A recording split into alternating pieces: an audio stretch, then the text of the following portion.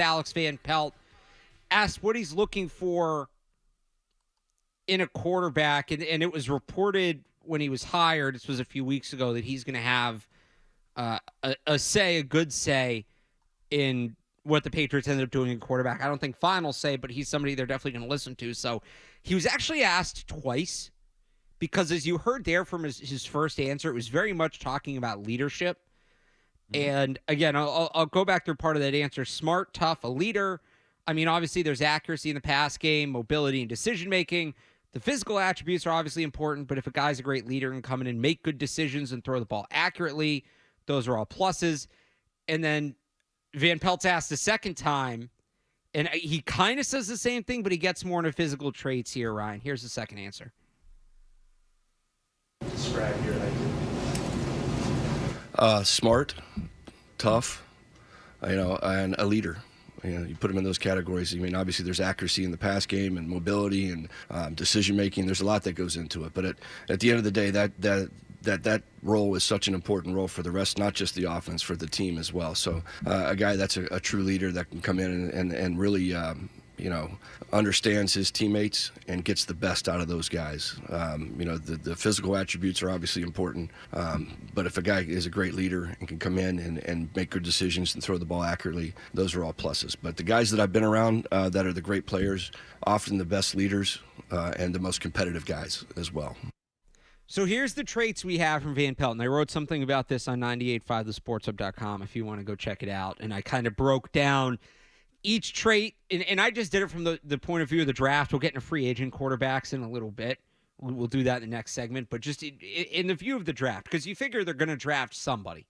Mm-hmm. And I took Caleb Williams out because he's going first overall, but I took most of the traits that Van Pelt mentioned, and I ranked the top 3 quarterbacks at each. So I did intelligence, decision-making, like football intelligence, decision-making, toughness, accuracy, mobility, and throwing mechanics.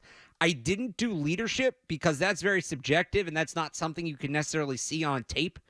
Mm-hmm. We don't know what's going, and people say, oh, well, this coach said this guy's a great leader, and this guy's teammate said he's a great leader. That's what everybody says this time of year. Like, it's tough to put stock into that. So, I went through and I ranked them, but again, intelligence, decision-making, toughness, accuracy, mobility, mechanics, and then if you want to throw the leadership quotient in, just in terms of experience in that role, to me, Cerrone, and look, it's not a perfect match, and I'm not saying this is definitely who they're going to take, but I put those two Van Pelt answers together, and then I kind of look at the Venn diagram and who in the draft, fits that the most. It sounds like Michael Penix to me. It does. That's a good one. That's some good math there, Alex. Yeah, because again, intelligence, he's seen a ton of football. He generally makes good decisions. That drops off a little bit when he's under pressure, but he generally makes good decisions. Obviously tough as they come to deal with the injuries he's dealt with. He played through what looked like some sort of rib injury in the national championship. Very accurate, especially with the deep ball. Is more mobile than people realize. He's not Jaden Daniels. I'm not saying he's the best at all of these. And his mechanics are good if you can get past the fact that he's a lefty.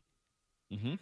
So I actually, it's funny. I did something on the website where, like I said, I ranked the top three of each, and I actually gave them points for their ranking. Now, very imperfect science because we don't know how much Van Pelt is weighing each individual one.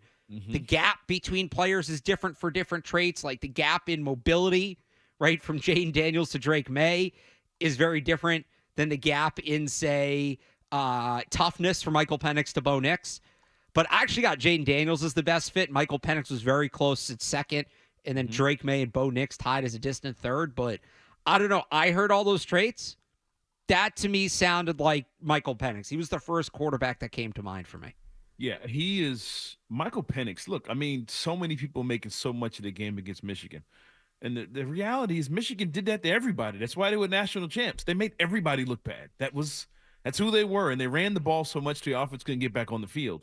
But Penix, I think, showed, like you said, the mobility. It wasn't that he was running around like Michael Vick in some of those in the playoff games last year. It was him creating space to get guys more time downfield. Yeah, he missed some throws here or there, but Michael Penix is a very good quarterback, extremely accurate quarterback.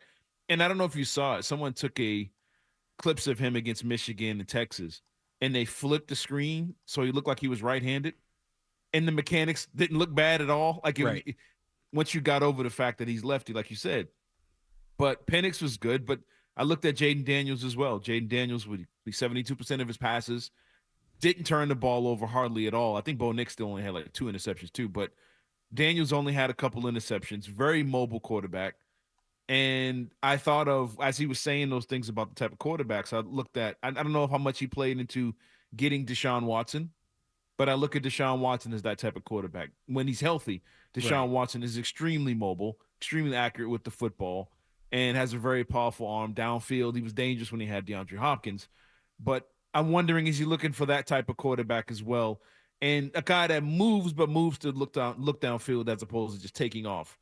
And I didn't have Penix at the top. I had Jaden Daniels when I was listening to him, but I can clearly see how you went with Penix there, and especially with being a captain and a leader, all that stuff. Yeah. Those are all the things they said about that kid from day one. I will say, to play devil's advocate with Penix on the Michigan game, that they did that to everybody because they're an NFL defense. And that's the kind of defense that he's going to face at the next level, and he has to be ready to face at the next level. But it's interesting you mentioned Deshaun Watson. When I heard him go through that, maybe it's just, or it wouldn't be recency bias, that's the wrong phrase, but Baker Mayfield. I think Baker Mayfield checks a lot of those boxes too. So if we're going off of that, my comp for Baker in the draft has been Bo Nix. Yeah. And I don't think it's a perfect one-for-one comp. I think Baker's a much more explosive player than Bo Nix is, but I think that's as close as you get. It's going to be very interesting to see, though, how that tracks out. And again, it's an imperfect science, right? He didn't mention some very key quarterback traits. He didn't mention size, which if you throw size in the factor, Drake, that favors Drake May. He didn't mention arm strength, which would favor a guy like Drake May. Or maybe he doesn't care about that stuff. I would think after going through 5 quarterbacks last year, he wants a guy who's going to be able to take care of himself and be more durable. And that's big knocks against both Michael Penix because of his injury history and Jane Daniels for his size. And at the same time, for both of those guys, massive week coming up for both of them. For Penix, he'll get, physicals, he'll get the medical testing at the combine. And for Daniels, the weigh-in, is he starting to bulk up? Is he still moving well? Is he still testing well? If he's bulked up, teams are going to look at that, because the reality is, you can say it's fair or not, teams look at a first-round pick as an investment and as a long-term investment. If you're not confident a guy can stay healthy, you're going to seriously think twice about making a long-term investment in that player. It doesn't matter how good he is if he's not playing. That doesn't help you at all. Yeah. So for both of those guys, massive week. Sorry, go ahead.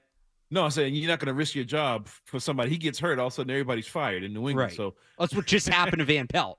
Yeah. But I mean, you hit the nail on the head. This week is going to be pretty huge. I think Daniels is listed at 210 right now. Well, yeah, it's 210, 215, depending where you look. Yeah, and I wonder, like you said, will he get over that 220 line before he get to the combine? Has he been, hitting the weights and eating? And again, if he does that, does his 40 time drop from a 4.4 now he's a 4.8 guy because he put on a bunch of weight? And how much difference does that make? But I think there's going to be guys that are going to go to the combine this week and who are going to light it up with the physicals. They're just going to improve their draft stock dramatically.